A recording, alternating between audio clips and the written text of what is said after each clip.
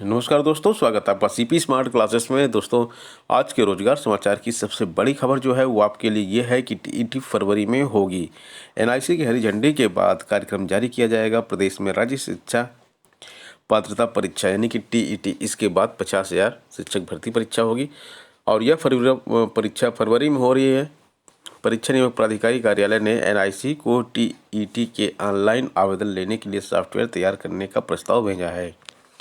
प्रदेश सरकार ने परीक्षा नियामक प्राधिकारी सचिव को फरवरी मार्च में टीईटी कराने की मंजूरी दी है। प्राधिकारी सचिव अनिल भूषण चतुर्वेदी ने बताया कि टीईटी के लिए ऑनलाइन आवेदन लिए जाएंगे। एनआईसी की ओर से उसका सॉफ्टवेयर तैयार करने के साथ आवेदन पत्र ऑनलाइन जमा करने की प्रक्रिया को पूरा किया जाएगा। एनआईसी को इसके लिए प्रस्ताव भेजा गया है। एनआईसी की हरी झंडी के बाद टीईटी में आवेदन पत्र जमा करने और परीक्षा की तिथि घोषित की जाएगी।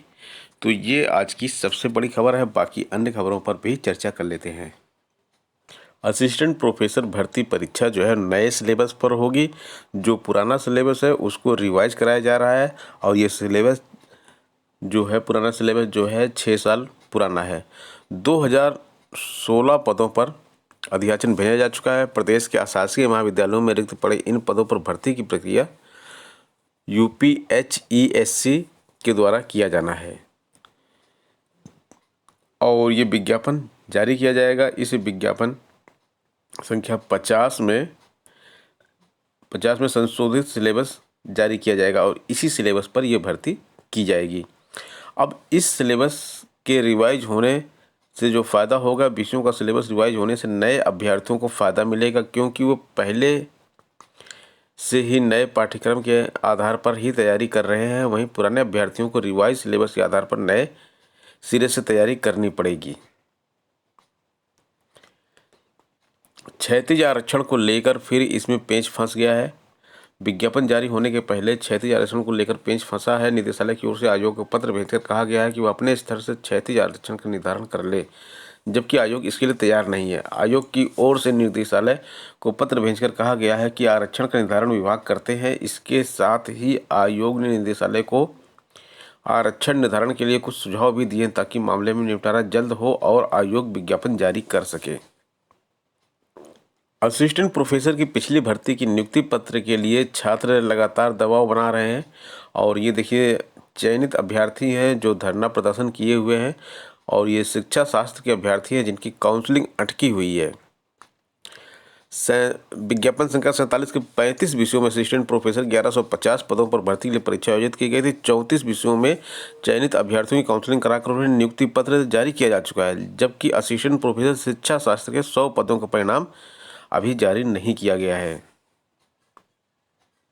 ग्रुप डी की भर्ती परीक्षा में 2 अभ्यर्थी डीबार कर दिए गए हैं। दोनों ने लिखित परीक्षा में अपनी जगह सॉल्वर को बैठाया था। बायोमेट्रिक जांच में गड़बड़ी सामने आने पर दोनों अभ्यर्थी डीबार कर दिए गए। दरअसल वे रेलवे भर्ती प्रकोष्ठ प्रयागराज की ओर से दिव्यांग कोटे की भर्ती की जा रही है। इसकी लिखित परीक्षा पिछले वर्ष हुई थी। परीक्षा उत्तीर्ण करने वालों को अब नियुक्ति दी जा रही है। पिछले माह 25 नवंबर को 6 अभ्यर्थियों को प्रमाण पत्र की जांच के लिए बुलाया गया था, जिसमें 2 ही उपस्थित हुए। दोनों अभ्यर्थियों की बायोमेट्रिक जांच हुई तो एक के अंगूठे का मिलान और दूसरे की जो आंख से दिव्यांग था उसे अपने भाई के स्थान पर दूसरे व्यक्ति को परीक्षा में बैठाया था। 69,000 शिक्षक भर्ती की बड़ी अपडेट है। ऑनलाइन आवेदन और मूल प्रमाण पत्रों में अंतर पाया जा रहा है। तो अभी काउंसलिंग शुरू हुई है और यहाँ पर जो ऑनलाइन फॉर्म भरते समय छात्रों ने गलतियाँ की थी वो सारी अब सामने आ रही हैं। अब गलती किस स्तर की है, उससे मेरिट प्रभावित होगी या नहीं होगी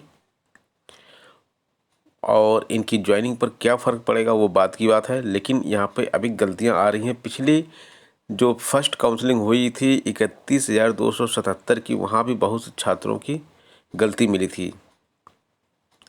अब यहाँ पे देखते हैं जैसे कि 2018 दिसंबर में 69,000 शिक्षक भर्ती के लिए आवेदन मांगे गए थे। उस समय आवेदन करते समय बड़ी संख्या में अभ्यर्थियों ने मूल प्रमाण पत्रों में जो जानकारी दी गई उससे इतर ऑनलाइन आवेदन में जानकारी भर दिया था। चयन के बाद अभ्यर्थियों को जब अपनी गलती संज्ञान में आई तो उन्होंने बेसिक शिक्षा परिषद एवं सचिव परीक्षा नियामक प्राधिकारी कार्यालय के चक्कर लगाने शुरू कर दिए। निराश होने के बाद कुछ अभ्यर्थियों ने 31,277 अभ्यर्थियों वाली सूची में नाम आने पर काउंसलिंग भी करवा ली।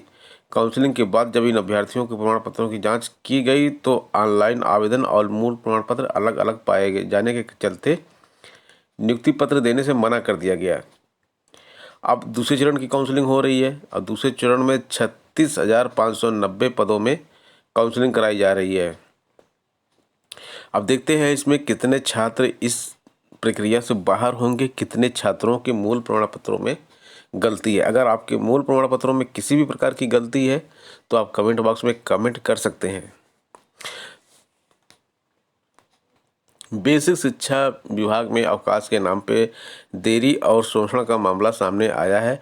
यहाँ पर संपदा जो इन्होंने बनवाया हुआ है पोर्टल, जो संपदा पोर्टल है इनका, उस पर अवकाश भरना है, लेकिन इसमें भी कई दिक्कतें आ रही हैं। जितने अवकाश मिलते हैं, आकस्मिक अवकाश, चिकित्सा अवकाश और बाल देखभाल अवकाश के आवेदनों की समीक्षा की है तो इसमें पाया गया है कि प्रतिमाह खंड शिक्षा अधिकारी स्तर पर औसतन 675 आवेदन मिल रहे हैं।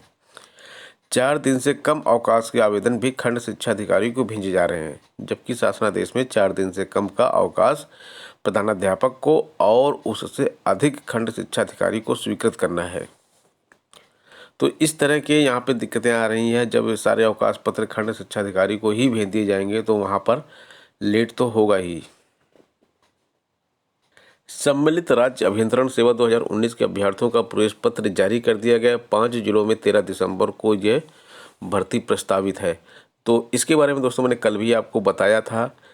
यह परीक्षा जो है राजपत्रित अधिकारी की परीक्षा होती है और इस परीक्षा को क्लियर करने के लिए आपके पास इस परीक्षा में बैठने के लिए बीटेक की डिग्री होनी चाहिए।